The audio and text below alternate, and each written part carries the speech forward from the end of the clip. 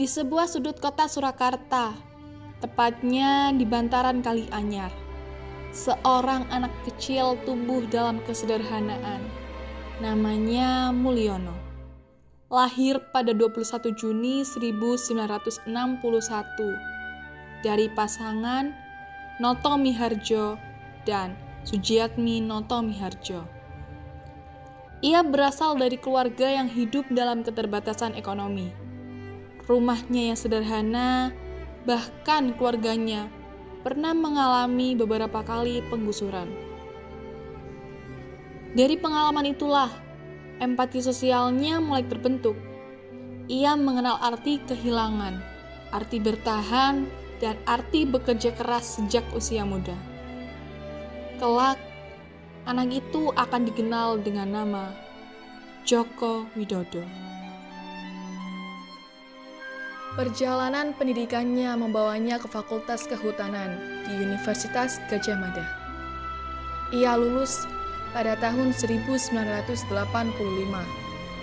Ilmu kehutanan membentuk cara berpikirnya menjadi sistematis, terstruktur, dan berbasis pada pengelolaan sumber daya. Namun, jalan hidupnya tidak berhenti di dunia akademik saja. Setelah bekerja di perusahaan kayu, ia memutuskan membangun usaha sendiri di bidang mebel. Usahanya tidak langsung berhasil. Ia mengalami jatuh bangun, kekurangan modal, hingga tantangan ekspor. Namun, ketekunan mengantarnya menembus pasar internasional. Produk mebel buatannya diekspor hingga ke Eropa dan Timur Tengah. Dari sinilah lahir jiwa kepemimpinannya yang berorientasi pada hasil. Tahun 2005 menjadi titik balik. Joko Widodo terpilih sebagai wali kota Surakarta. Disinilah publik mulai mengenalnya. Ia melakukan relokasi pedagang kaki lima tanpa konflik besar. Pendekatannya bukan dengan kekuasaan, tetapi dengan dialog. Ia duduk bersama rakyatnya, pasar tradisional direvitalisasi, kawasan kumuh ditata, budaya Solo dipromosikan ke dunia internasional. Istilah belusukan mulai dikenal, yaitu turun langsung ke lapangan. Melihat kondisi nyata, mendengar keluhan masyarakat tanpa sekat formalitas. Dari sini, gaya kepemimpinan Jokowi yang dikenal sederhana, tetapi efektif. Pada tahun 2012, ia melangkah ke panggung yang lebih besar. Joko Widodo terpilih sebagai Gubernur Daerah Khusus Ibu Kota Jakarta. Bersama wakilnya saat itu, Basuki Cahayapurnama, ia memulai proyek MRT Jakarta, sebuah langkah besar dalam transportasi modern ibu kota. Selain itu, program Kartu Jakarta Sehat diperkenalkan, reformasi birokrasi didorong, sistem pelayanan publik diperbaiki, popularitasnya meningkat tajam, media menyebutnya sebagai fenomena baru dalam politik Indonesia. Demi Allah, saya bersumpah akan memenuhi kewajiban Presiden Republik Indonesia dengan sebaik-baiknya dan seadil-adilnya. Tahun 2014, sejarah baru tercipta. Joko Widodo terpilih sebagai Presiden ke-7 Indonesia. Ia menjadi presiden pertama yang tidak berasal dari latar belakang militer atau elit politik lama. 5 tahun kemudian, pada 2019, ia kembali dipercaya untuk periode kedua. Dan pemirsa, sebagai negara agraris, keberadaan bendungan dan irigasi menjadi kebutuhan mendasar. Proyek bendungan apa saja yang sudah selesai dalam 4 tahun terakhir ini? Kita dengarkan pemaparan rekan Julita Tolombanua berikut ini.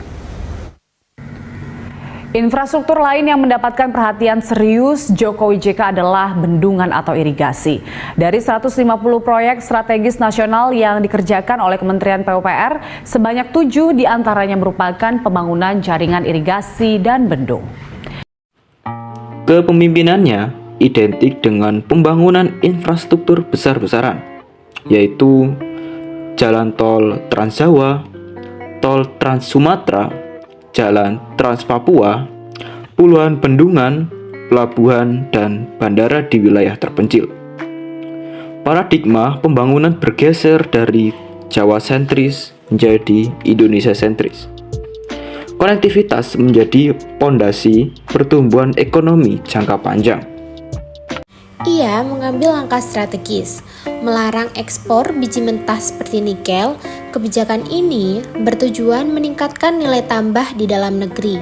Industri pengolahan berkembang, investasi baterai kendaraan listrik masuk ke Indonesia. Langkah ini menuai dukungan sekaligus perdebatan. Namun, arah industrialisasi menjadi semakin jelas.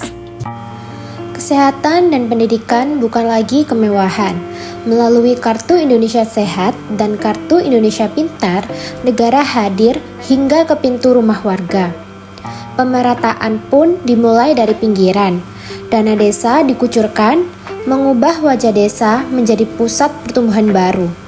Di saat yang sama, bantuan sosial mulai bertransformasi ke sistem digital agar lebih tepat sasaran. Kini, ekonomi tak lagi sekedar transaksi fisik. UMKM naik kelas memasuki ekosistem digital.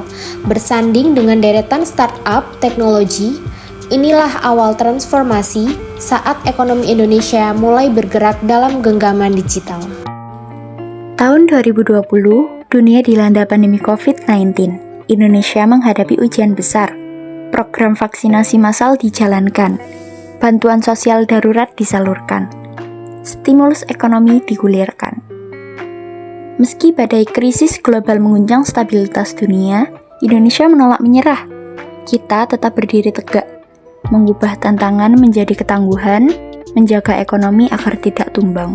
Pada 26 Februari 2020. Namun apa diagnosa dari rumah sakit saat itu? Mereka berdua ternyata didiagnosa mengalami bronkitis.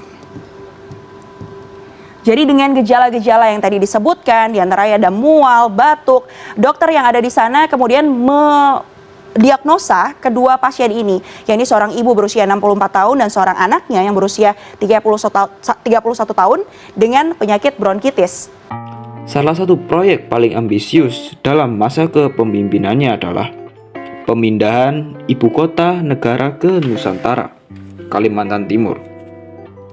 Tujuannya adalah untuk pemerataan pembangunan, mengurangi beban Jakarta, dan membangun kota pemerintahan berbasis Smart and Green City.